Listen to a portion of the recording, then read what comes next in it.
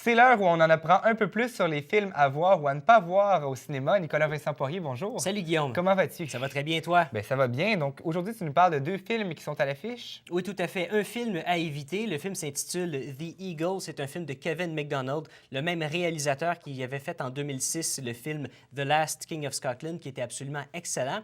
Alors, le film The Eagle se passe durant l'Empire romain. C'est l'histoire d'un soldat et de son esclave qui décident d'aller en terrain ennemi pour retrouver un aigle en or qui appartient à l'Empire romain. De connivence?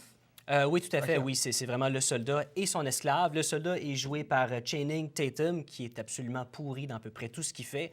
Ça, c'est mon avis. Et de l'excellent Jamie Bell, qui joue le rôle de l'esclave, qui est absolument excellent dans tout ce qu'il fait. Il s'est fait connaître en 2000 pour le film Billy Elliot.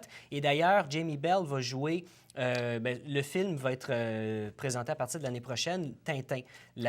Je pense que Spielberg va en faire une trilogie, donc Jamie Bell va interpréter le rôle de Tintin. Alors, The Eagle, c'est un film que j'ai profondément détesté. De la manière que je vois un peu ce film-là, ça ressemble un peu à un produit pour fidéliser une certaine partie de l'audience à Channing Tatum, qui est une star montante, mais je suis plus ou moins sûr parce que ses derniers films au box-office ont été plus ou moins bien réussis. Mais il y avait Step Up qui avait très bien fonctionné. Oui, ça avait eu un succès raisonnable au box-office, mais peut-être pas autant que ce que les producteurs espéraient. Et The Eagle, c'est malheureusement un petit flop au box-office. Ce qui est plus ou moins intéressant dans le film, c'est l'approche du réalisateur. C'est très, très, très sombre comme image dans le film. Et ce qui est bizarre aussi, si vous le regardez en version originale anglaise, les Romains ont un accent très, très américain. Puis on est habitué, les Romains ont plus un accent britannique quand on parle, quand on présente des films de cette époque-là. Mais non, c'est vraiment des gros accents américains. Ça ressemble quasiment à des G.I. Joe. Donc, j'ai plus ou moins embarqué dans ce film-là.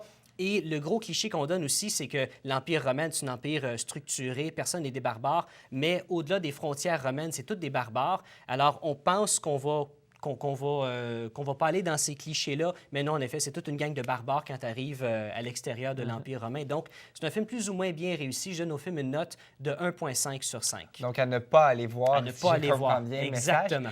Et puis, le deuxième film, qu'est-ce que c'est? Le deuxième film, c'est le thriller qui s'intitule Unknown avec Liam Neeson. Alors, c'est l'histoire d'un touriste américain durant un voyage en Allemagne, un accident de voiture. Il passe 4 jours dans le coma. Il se réveille. Il a perdu la mémoire. Alors, il retourne voir sa femme à l'hôtel. Mais on semble lui avoir volé son identité et même sa femme ne le croit pas. Donc, il est pogné en Allemagne à essayer de prouver son identité. C'est vraiment un film que j'ai trouvé très bon dans ce genre-là. C'est pas un film qui va révolutionner le cinéma, mais c'est un très bon divertissement. C'est un bon thriller parce que la barre est assez haute parce qu'étant donné que Taken était tellement bien réussi, la plupart des gens qui l'ont vu ont aimé.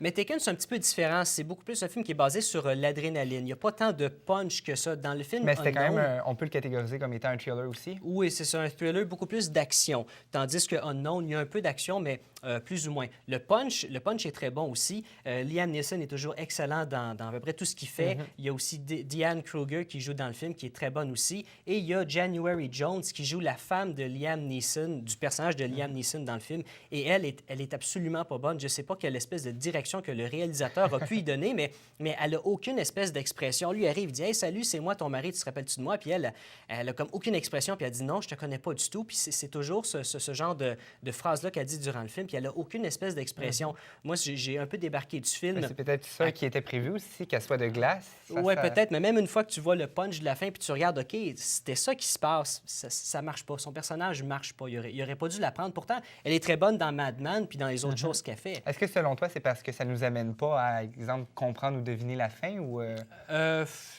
Ça n'a pas rapport avec ça. Je pense que c'est juste un personnage qui est très mal exploité dans l'histoire, qui a beaucoup plus de potentiel. Dans le même genre, ceux qui ont aimé Unknown, il y a le film The Flight Plan avec Jodie Foster qui est sorti en 2005. C'est un peu le même principe, mais dans un avion, puis ça se passe aussi en Allemagne. C'est une mère et son enfant dans un avion qui quittent l'Allemagne et elle se réveille tout à coup et l'enfant a disparu et personne ne croit qu'elle est arrivée dans l'avion avec un enfant. Ça, c'est un très bon film. Et dans le cas du film The Eagle, un film qui est beaucoup mieux réussi dans le même genre, il y a le film Centurion qui a été présenté l'année passée au cinéma. C'est un peu le même principe. Un soldat, mais cette fois-ci sans son esclave, qui est pogné en terrain ennemi et qui essaie de retourner à Rome. Ah, d'accord. Bien, merci beaucoup, Nicolas. Donc, ce qu'on a à retenir aujourd'hui, c'est d'aller voir le deuxième film. Donc, Exactement. version française, c'est? Version, j'ai aucune espèce d'idée comment ça peut bien s'appeler en Donc, français. Unknown en français. Et puis tantôt, quand on a parlé de Taken, c'était l'enlèvement, évidemment. Exactement. Merci beaucoup, Nicolas. À la semaine prochaine.